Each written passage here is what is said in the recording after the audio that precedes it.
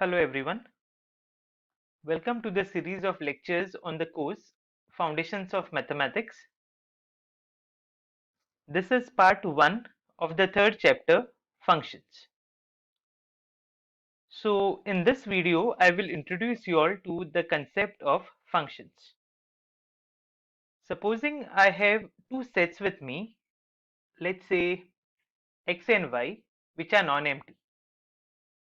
Then a function, or sometimes also referred to as a map or a mapping, small f from the set capital X to the set Y is a rule that assigns to each element from X a unique element in Y.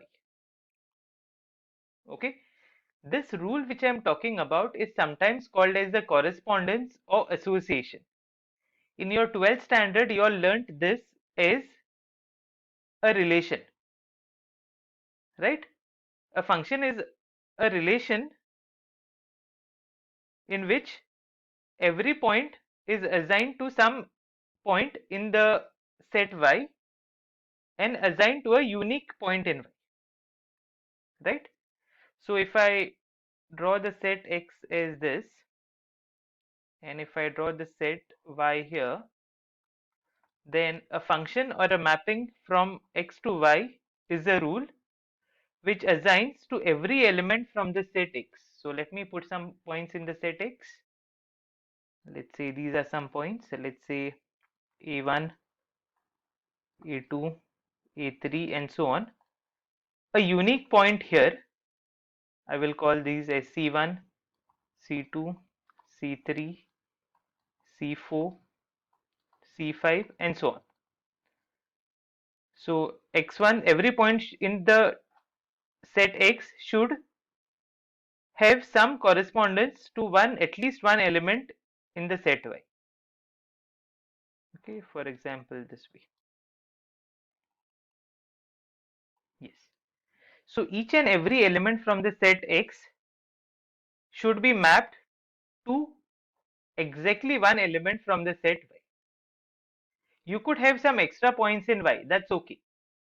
Even if you have some extra points in Y, this is still a function. Alright. Now, supposing when will this not be a function? There are two possible cases now for a f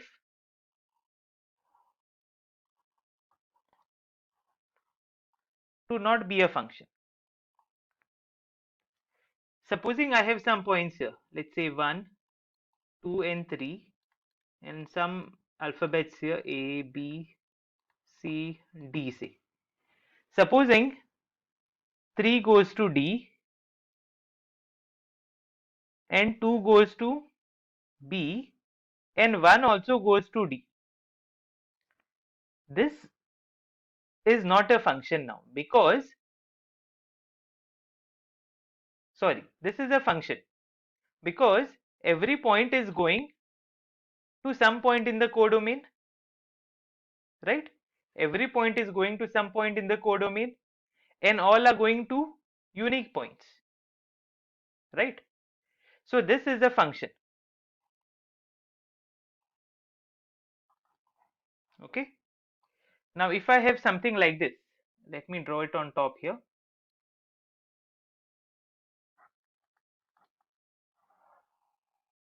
Supposing this is my set X and this is my set Y and I have some points here, let's say 1, 2 and 3 and here P, Q, R C, right? So supposing 3 goes to P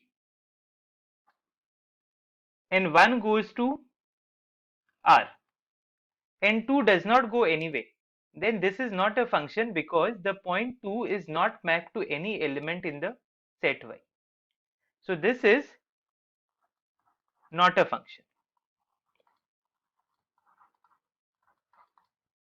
Clear?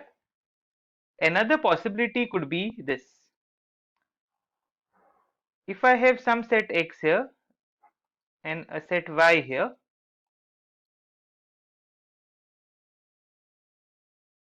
then let me pick up some points here 1, 2, 3 say, and some more points here, A, B, C, D, some points.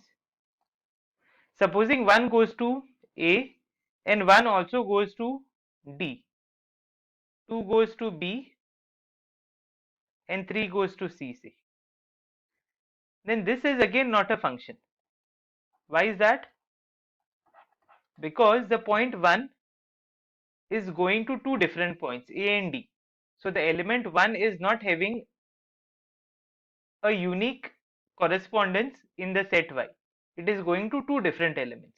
So this is not a function. So when can this rule not be a function? Two things are possible. There is one point in the domain which does not go to any element in the set Y. There is no point in X which there is at least one point in X which does not go to any point in Y. That is one possibility.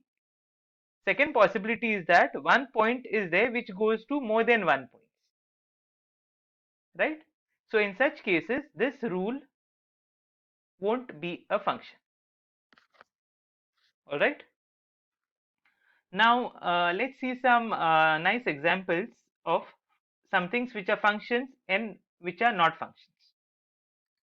Before going to the example, I will just state this notation. If f is a function from x to y, then we write it as this. This is the notation to say that f is a function from the set x to the set y, or some authors also use this as the notation. Fine.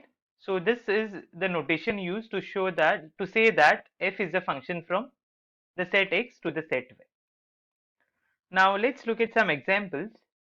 Supposing my set x and y are the set of all human beings in this world. Okay. In the world. So all human beings I am collecting and I am putting them in the set x, and y is also that set. Now I will look at this rule. Supposing my set x is here and the set y is here, then to every human being I will associate that human being to its father on this side. Just understand this. So the rule f here means it takes every human beings from the set x to its father. Understanding?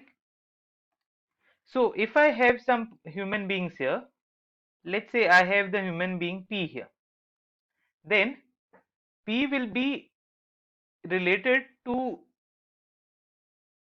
its father, whoever the father is, right? And every human being will be related to some element from Y, some human being from Y, because every human being will have a father.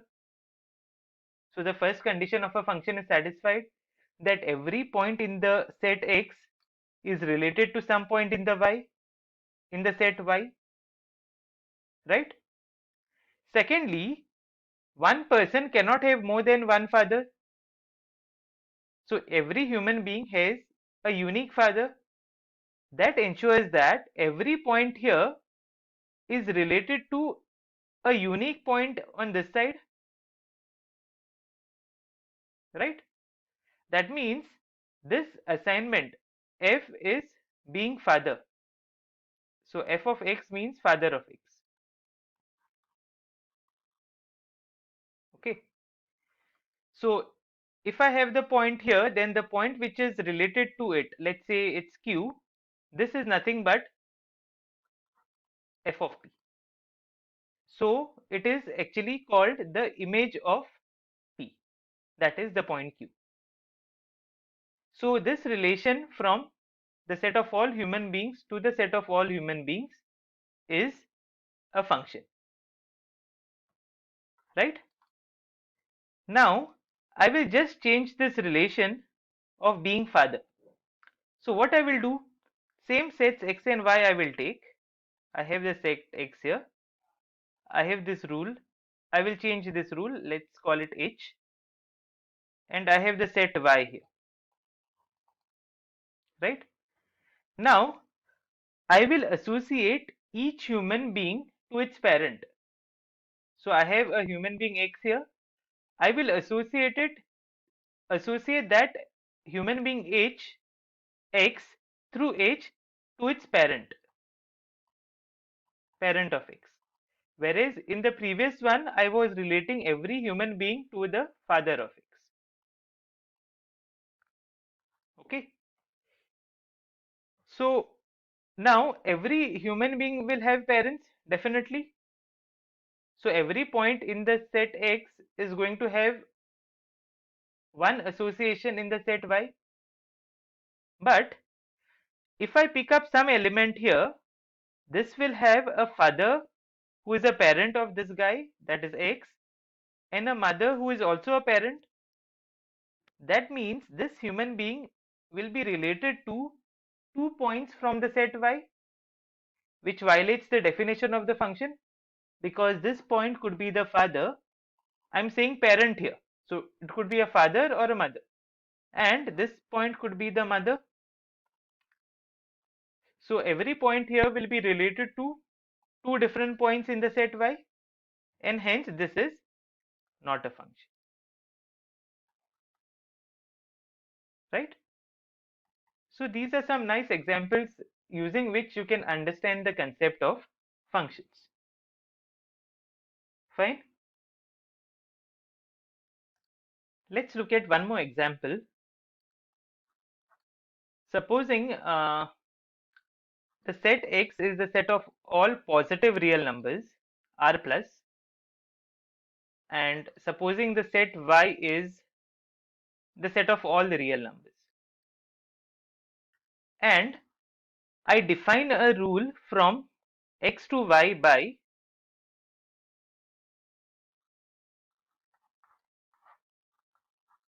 let's say, f to every point in x, that is for every positive real number I will map it to its square root.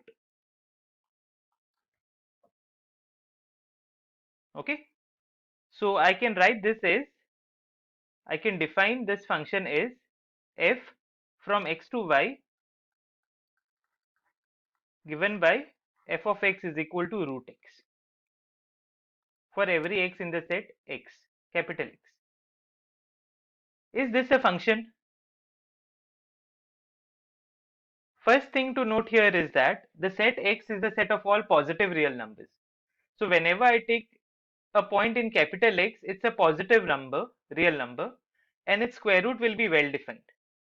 And every positive real number will have a square root. That means the first condition of the function is satisfied. That is, every point in the set X is associated to some point in the set Y, that is root X. Correct? So the first condition of the function is holding true. That is, every point x in X is associated to some point in the set Y. Now, is every point associated to a unique point in the set Y? That is the question.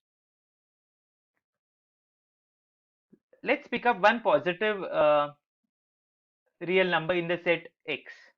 Let's say I pick up 9 in the set X. Then what will be f of 9? That will be square root of 9. Sorry, this is 9. But square root of 9 could be plus or minus 3. Note that in the set Y, I have all the real numbers, positive as well as negative. So if I pick up the number 9 in the set X,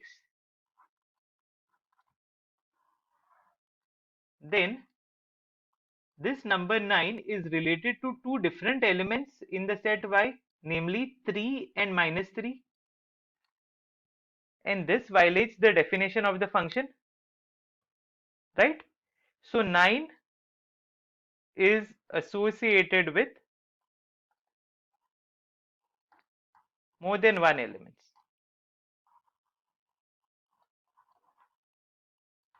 in the set Y, right? And therefore this mapping F is not a function. Clear? Now I can modify my codomain and I can make this as a function. How do I do that? The only problem here is that I will have positive as well as negative numbers in the codomain. So if I restrict this codomain to the set of positive real numbers, so if I take x as r plus and y as also r plus, and then I define the function f from x to y as f of x is equal to root x, then this is a function, because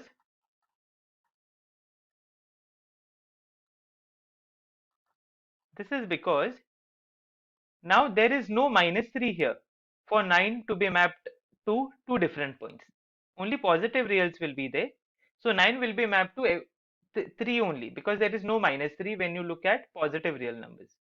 So every element in X will have an image and will have a unique image, and hence this is going to be a function. Alright. So these were some examples of functions. So let's move ahead. Let's see what is the domain, codomain, image, pre-image, and range of a function. You all are already familiar with all these terms, but still I will go through it. If f from x to y is a function, then this set X is called the domain of the function f, and this set Y is called the codomain of the function f, right? Now, if you pick up one point x, small x in this capital X, if that point x is associated to the point Y here, so I have a point x and that is associated to the point Y in the codomain, then we say that Y is the image of this point under the function f. Okay, we say that Y is the image of x under the function f, and x is called the pre-image of Y. So both mean the same. Y is the image of x and x is the pre-image of Y. Clear? And this is written as f of x is equal to y. So how do I read this f of x equal to y? I can say that y is the image of x under the function f, or x is the pre-image of y.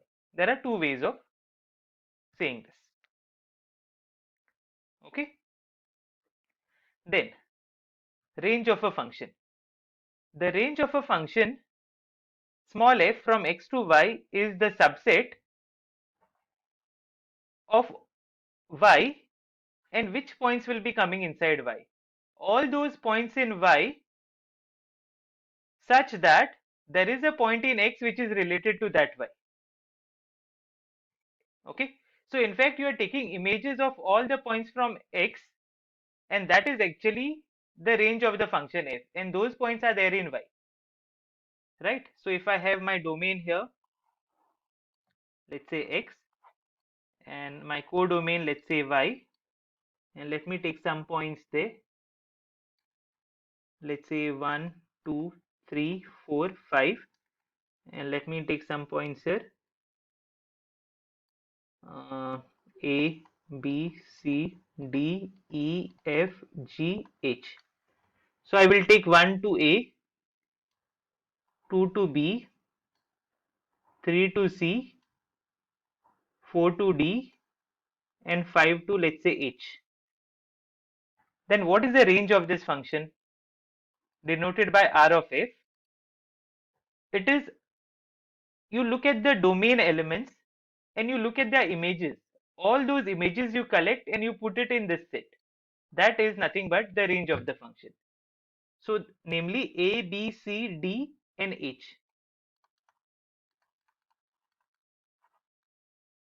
the points E, F and G will not come in the range of this function because no point in the domain is associated to those points. Okay, so range of F denoted by R of F is set of all y in Y such that there exists a point x in X for which f of x is equal to y. Okay, so this is defined to be the range of the function, and range is always a subset of the codomain. Okay, under some special conditions it is equal, that we will see in the upcoming lectures. Clear? Next, look at this example of a function. Let x and y be some non-empty sets. Okay, x and y are some non-empty sets. Let me draw them here. This is, let's say, x and this is y, and I will fix one point in the set y here. Let's say call it y naught, and you define a function from x to y such that every point from the set x is mapped to the point y naught.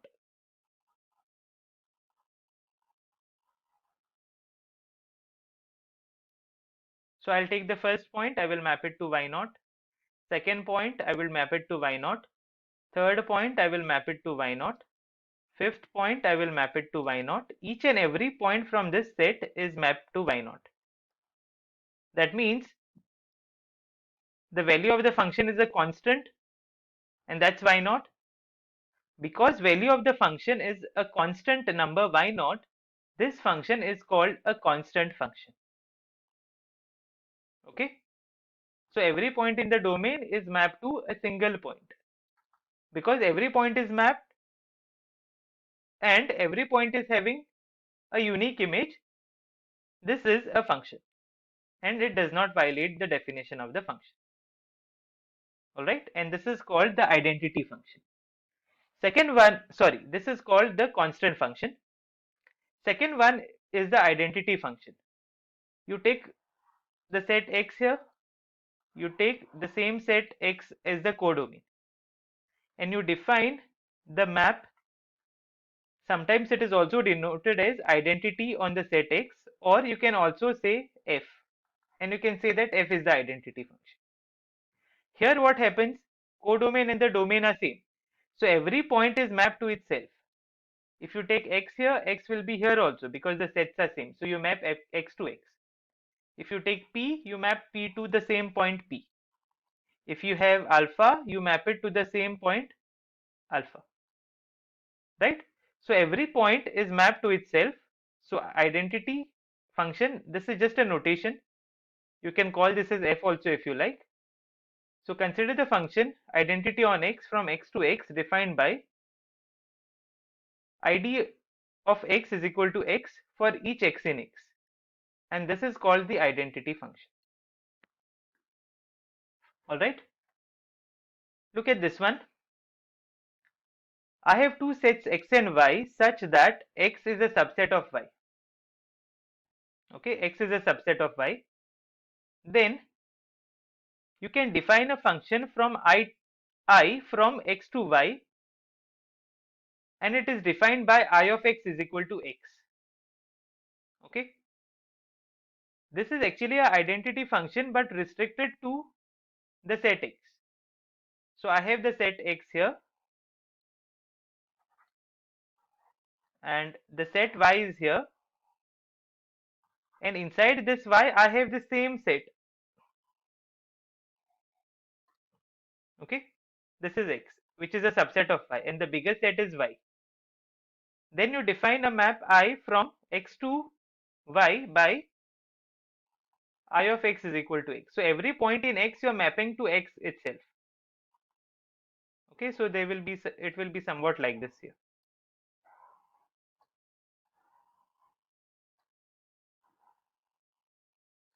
This is a function which is an identity function restricted on the set x, and it is called the inclusion function, or sometimes also called the embedding of the set x in the set y. Okay, so by embedding I mean this. Another word is inclusion. Okay, it's an identity function but it is restricted to the set x, where X is a subset of Y. That is your codomain. Okay.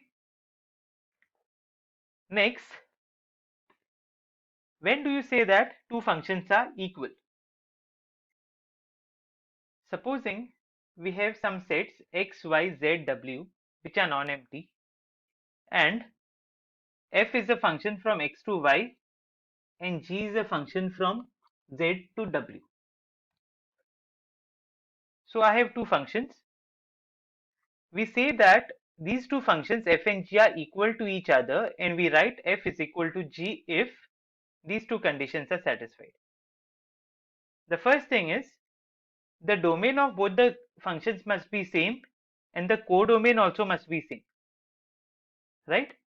The set x must be equal to the set z and the set y must be equal to the set w. The second condition is at every point in its domain. Now the domains are x and z which are equal. So for every point you take in the domain x which is equal to z, the value of f and value of g at that point must match each other. Okay. So they must agree at all the points of the domains which are equal from the first condition. If these two conditions are met by the functions f and g, then we say that these two functions are equal and we write it this way: f is equal to g. Okay. Now, if you see most of the textbooks, they do not keep this as the condition that the codomains are equal. Okay. But in the textbook that we are referring, a foundation courses mathematics by Ajit Kumar and Kumresan, it is required that the codomains are also equal. But if you refer most of the other mathematics books, you will see that this condition on the codomains is not stated. Okay, only the domains are equal normally and the functions agree at all the points in the domains. But in this course, as far as this course is concerned, for equality, we will consider the codomains also. Okay. So if this happens, then we say that two functions are equal. For example, you look at these two functions. I have a function f from R to R defined by f of x is equal to x square, right? And I have a function g from R to closed interval 0 comma infinity defined by g of x is equal to x square. Are these two functions equal? That is the question. So first thing what you'll do, you'll go to the definition and you'll check the first condition. You'll check their domains. Domain of f is R, domain of g is also R, they are equal. Then you check the codomain.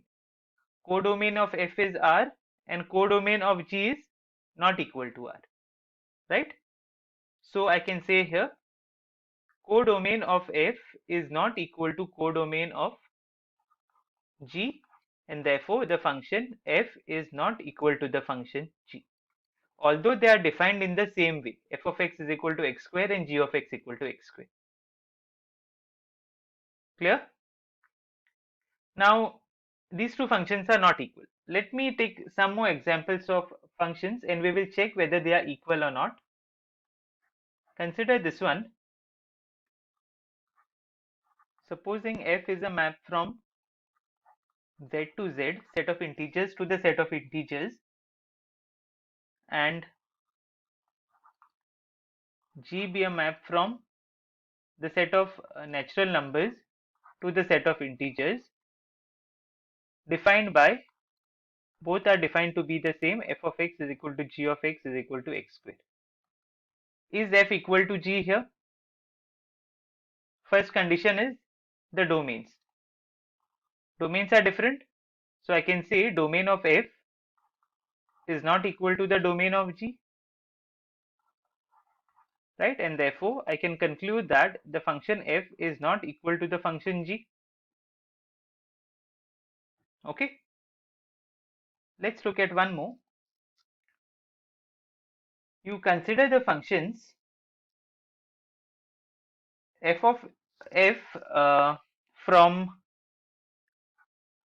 x to r and G also from X to R, okay, where f of X is defined to be X and G of X is defined to be X cube, where the set capital X is the set -1, 0, 1. Is f equal to G? This is the question. First you check their domains. Domain of f is equal to domain of G. Both are equal to X. Right? Then you check their codomains. Codomain of f is equal to codomain of G. That's equal to R. So they are equal. So the first condition is met. Satisfied? The second one, I have to check the value of the function at each and every point and value of the function G also at every point. So what is f of -1? That is -1 because f of X is equal to X. F of 0 is equal to 0 and f of 1 is also equal to 1, right? Then what is G of -1? That is -1 cube and that is -1. G of 0 is 0 cube, that is 0, and G of 1 is 1 cube, that is 1. That means f of X is equal to G of X for every point X in X, right? So both the conditions of equality of function definitions are met by these two functions, and therefore I can conclude that the function f is equal to function G, although they are defined in a different way, right? F of X is X and G of X is X cube. So this domain X makes them equal. Okay. So this was the concept of functions. In the next video, I will discuss the graphs of functions. All right. These are my references. Thank you.